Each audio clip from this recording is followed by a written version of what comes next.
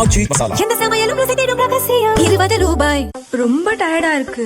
இயற்கையான டேட்ஸ், பாதாம், பிஸ்தா, cash and honey கொண்டு தயாரிக்கப்பட்ட லயன் டேட் நட் பைட்ஸ்.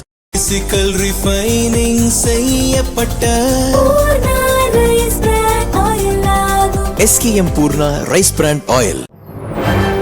வணக்கம். செய்திச் சுருக்கம். 72 குண்டுகள் முழங்க பாக்யராஜ் உடல் தகனம். குலுங்கி குலுங்கி அழுத சாந்தனு. பிரபல இயக்குநரும் நடிகருமான பாக்யராஜ் நேற்று சென்னையில் மாரடைப்பால் காலமானார். அவருக்கு வயது 73. அவரது உடலுக்கு முதல்வர் விஜய், திமுக தலைவர் ஸ்டாலின், ரஜினி, கமல், சீமான், சரத்குமார், பார்த்திபன் உள்ளிட்ட தலைவர்கள், திரையுலகினர் அஞ்சலி செலுத்தினர். பாக்யராஜ் இறுதிச் சடங்கு முழு அரசு மரியாதையுடன் நடக்கும் என முதல்வர் விஜய் அறிவித்தார். அதன்படி இன்று காலை சென்னை நுங்கம்பாக்கத்தில் உள்ள இல்லத்திலிருந்து இறுதி ஊர்வலம் துவங்கியது. பாக்யராஜின் உடலை வீட்டிலிருந்து நடிகர்கள் பார்த்திபன், சரத்குமார் தோளில் சுமந்து வந்தனர். திரையுலகினர் பலரும் இறுதி ஊர்வலத்தில் பங்கேற்றனர். வழியெங்கும் பாக்யராஜ் உடலுக்கு மக்கள் அஞ்சலி செலுத்தினர்.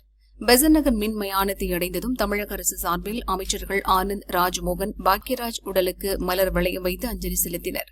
பாக்யராஜ் உடல் 72 குண்டுகள் முழங்க அரசு மரியாதையுடன் தகனம் செய்யப்பட்டது. மனைவி பூர்ணிமா, மகன் சாந்தனு, மகள் சரண்யா, மருமகள் கீர்த்தி உள்ளிட்ட குடும்பத்தினர், திரையுலகினர் பாக்யராஜுக்கு பிரியாவிடை அளித்தனர். சாதனை படைத்த இந்தியா, பிரதமர் மோடி பெருமிதம். பிரதமர் மோடி ஒவ்வொரு மாதத்தின் கடைசி ஞாயிற்றுக்கிழமைகளிலும் மன் கி பாத் நிகழ்ச்சி மூலம் உரையாற்றி வருகிறார். அதன்படி ஜூன் மாதத்தின் கடைசி ஞாயிற்றுக்கிழமையான இன்றும் பிரதமர் மோடி உரையாற்றினார். அவர் பேசியதாவது: 2026ஆம் ஆண்டின் பாதி காலம் முடிவுக்கு வருகிறது. இந்த 6 மாதங்களில் மன் கி பாத் நிகழ்ச்சியில் நமது நாட்டு மக்களின் எண்ணற்ற சாதனைகள் குறித்து நாம் பேசினோம். ஜூன் மாதத்திலும் மக்களை பெருமிதம் அடைய செய்யும் சில சாதனைகளை நாடு அடைந்துள்ளது. கொல்கத்தாவில் INS துனகிரி, INS சன்ஷோதக் மற்றும் INS அக்ரே ஆகிய 3 போர் கப்பல்கள் இந்திய கடற்படையில் சேர்க்கப்பட்டன. இந்த கப்பல்களின் வடிவமைப்பு முதல் உற்பத்தி வரை அனைத்தும் உள்நாட்டிலேயே தயாரிக்கப்பட்டவை. ஜூன் மாதத்தில் விமானத்துறையிலும் நம் நாடு பெரிய வெற்றியை ஈட்டியிருக்கிறது. இந்தியாவிலேயே தயாரிக்கப்பட்ட C-295 விமானம் தனது முதல் பயணத்தை வெற்றிகரமாக நிறைவு செய்தது. இதனால் சுயசார்பு இந்தியா உருவாக்குவதற்கான உறுதிப்பாடு வலுவடைந்துள்ளது. மேற்கு ஆசியாவில் நிலவும் போர் போன்ற சூழ்நிலையை கருத்தில் கொண்டு மக்களுக்கு சில விஷயங்களில் வேண்டுகோள் விடுத்திருந்தேன். சிறிது காலத்திற்கு தங்கம் வாங்குவதை தவிர்க்குமாறு மக்களை கேட்டுக்கொண்டிருந்தேன். மக்கள் தனது வேண்டுகோளுக்கு ஆதரவளித்தது மட்டுமல்லாமல் பல்வேறு வழிகளிலும் தீவிரமாக ஒத்துழைத்துள்ளனர். நாட்டின் ஒவ்வொரு குடிமகனுக்கும் நான் நன்றி கூறுகிறேன். பல குடும்பங்கள் தங்களது அனுபவங்களை குறுஞ்செய்திகள் மூலம் என்னுடன் பகிர்ந்துள்ளனர் என மோடி பேசினார். பொம்மை தந்து கொஞ்சிய CM, போலியோ முகாமில் கலகலப்பு.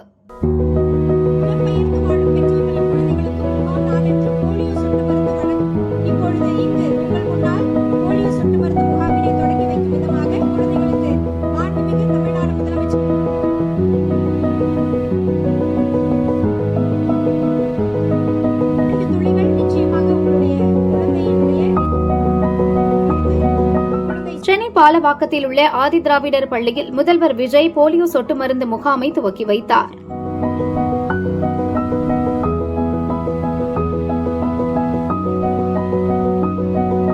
இப்பொழுது இங்கு உங்கள் முன்னால் போலியோ சொட்டு மருந்து முகாமினை தொடங்கி வைக்கும் விதமாக குழந்தைகளுக்கு மாண்புமிகு தமிழ்நாடு முதலமைச்சர் அவர்கள் போலியோ சொட்டு மருந்தினை வழங்குகின்றார்.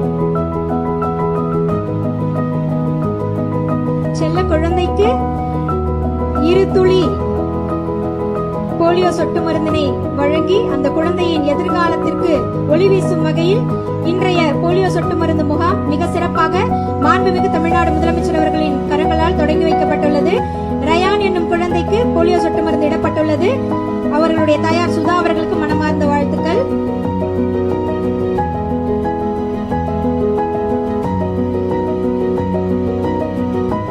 இந்த 2 துளிகள் நிச்சயமாக உங்களுடைய குழந்தையினுடைய எதிர்காலத்திற்கு வலிமை சேர்க்கும்.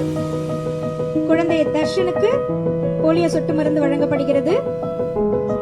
அடுத்து குழந்தை சியோனாவிற்கு போலியோ சொட்டு மருந்து வழங்கப்படுகிறது. தாயார் சாந்தினி அவர்களுக்கு வாழ்த்துக்கள்.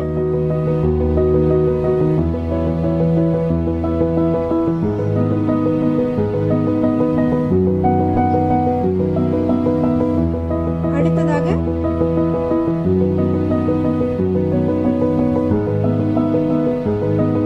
குழந்தை சியோனா அவர்களுக்கு போலியோ சொட்டு மருந்து இடப்படுகிறது.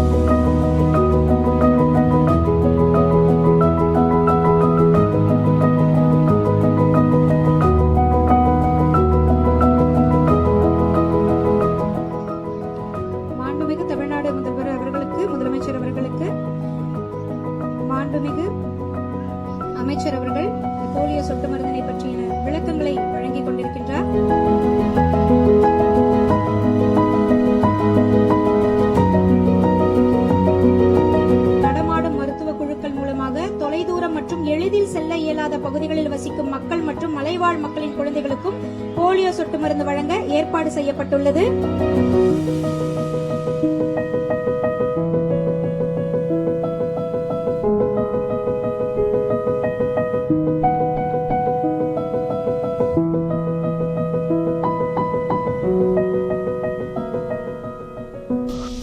உதவியாளர் சொன்ன ஒரு வார்த்தை.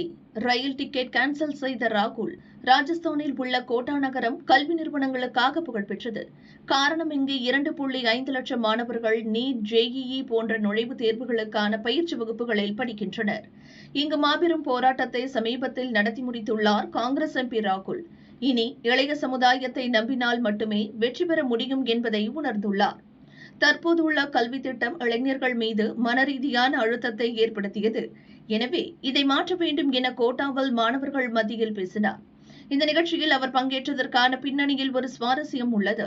டில்லியிலிருந்து கோட்டாவிற்கு செல்ல இரவு நேர ரயிலில் பயணிக்க விரும்பினார் ராகுல்.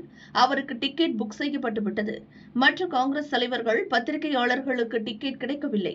உடனே அவர்கள் மத்திய ரயில்வே இணையமைச்சர் ரவ்னீத் சிங்கை அணுகி தங்களுக்கு உதவும்படி கேட்டனர்.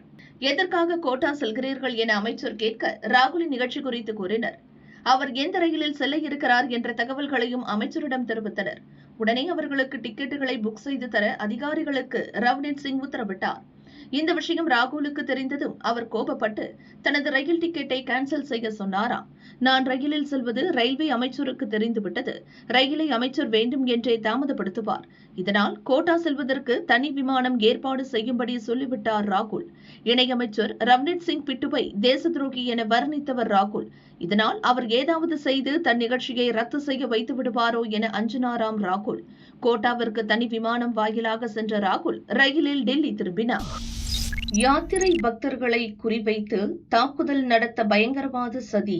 அதிர வைக்கும் உளவுத்துறை. பஞ்சாபை தனி நாடாக அறிவிக்கும்படி காலிஸ்தான் பயங்கரவாத அமைப்பு கோரி வருகிறது. வட அமெரிக்க நாடான கனடா, ஐரோப்பிய நாடான பிரிட்டன் உள்ளிட்ட பல்வேறு நாடுகளில் இந்த அமைப்பு ஆதிக்கம் செலுத்தி வருகிறது. இவர்கள் டில்லி மற்றும் உத்தராகண்ட் மாநிலங்களில் உள்ள பொதுமக்கள் அதிகம் கூடும் வழிபாட்டு தலங்கள், ரயில் நிலையங்களில் தாக்குதல் நடத்துவோம் என மிரட்டல் விடுத்துள்ளதாக உளவுத்துறை எச்சரிக்கை விடுத்துள்ளது. இப்போது உத்தரகாண்டில் சார்தாம் யாத்திரை எனப்படும் பத்ரிநாத், கேதார்நாத் உள்ளிட்ட புனித யாத்திரை நடக்கிறது. பயங்கரவாதிகள் மிரட்டலால் பக்தர்களின் பாதுகாப்புக்கு அச்சுறுத்தல் ஏற்பட வாய்ப்புள்ளதாகவும் உளவுத்துறை எச்சரித்துள்ளது. இதன் காரணமாக பக்தர்கள் யாத்திரை செல்லும் பாதையில் கூடுதல் பாதுகாப்பு போடப்பட்டுள்ளது. இதேபோல இரு மாநில போலீசாரும் உஷார்படுத்தப்பட்டுள்ளனர். மாநில எல்லைகளில் மத்திய அரசின் பாதுகாப்பு படையினரும் கூடுதலாக குவிக்கப்பட்டு கண்காணிப்பு தீவிரப்படுத்தப்பட்டுள்ளன. சமீபத்தில் உத்தராகண்ட் மாநிலத்தில் நிகழ்ந்த மோதல் சம்பவம் இந்த மிரட்டலுக்கு காரணமாக இருக்கலாம் என போலீசாருக்கு சந்தேகம் எழுந்துள்ளது. கடந்த 16ஆம் தேதி உத்தராகண்டில் கர்ணப்பிரயாக் பகுதியில் புனித யாத்திரை வந்த நிஹாங் சீக்கியர்களுக்கும் உள்ளூர் மக்களுக்கும் இடையே வாகனம் நிறுத்துவதில் தகராறு ஏற்பட்டது.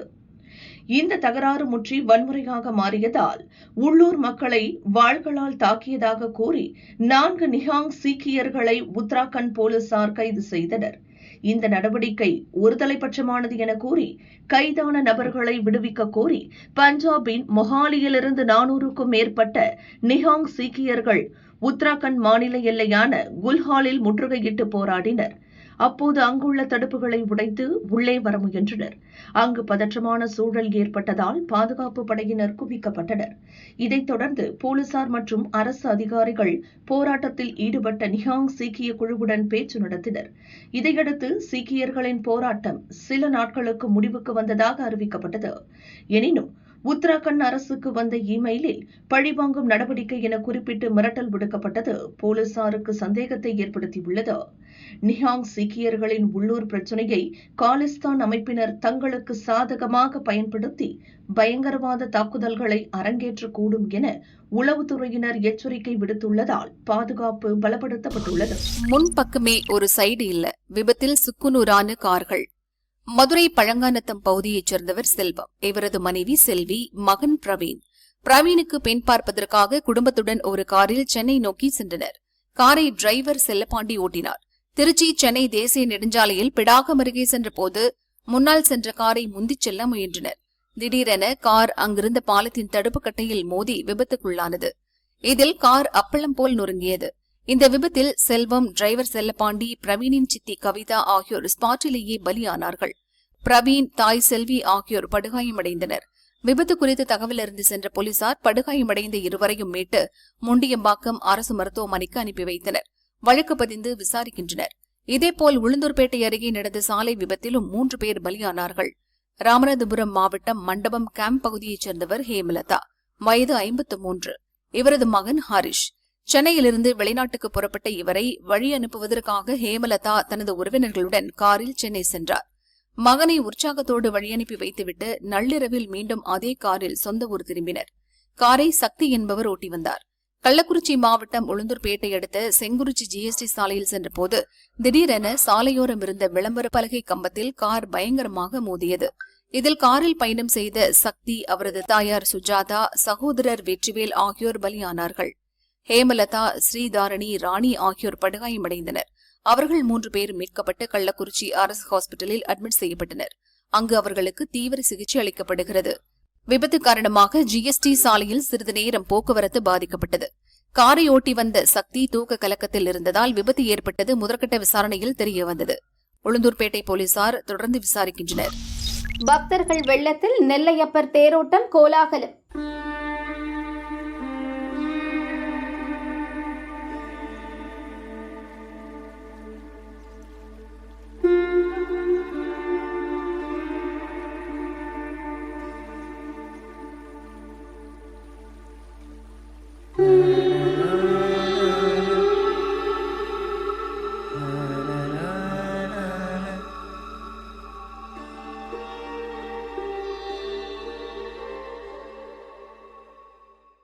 நெல்லையப்பர் கோயில் ஆணி திருவிழாவின் 520வது தேரோட்டம் கோலாகலமாக நடைபெற்றது.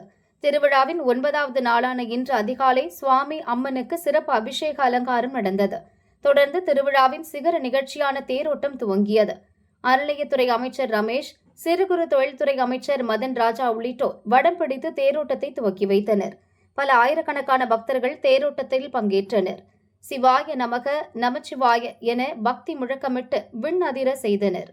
நெல்லையப்பர் தேரை தொடர்ந்து காந்திமதி அம்மன் தேரும் இழுக்கப்பட்டது. 4 ரத வீதிகளிலும் தேர்பவனி வந்தது.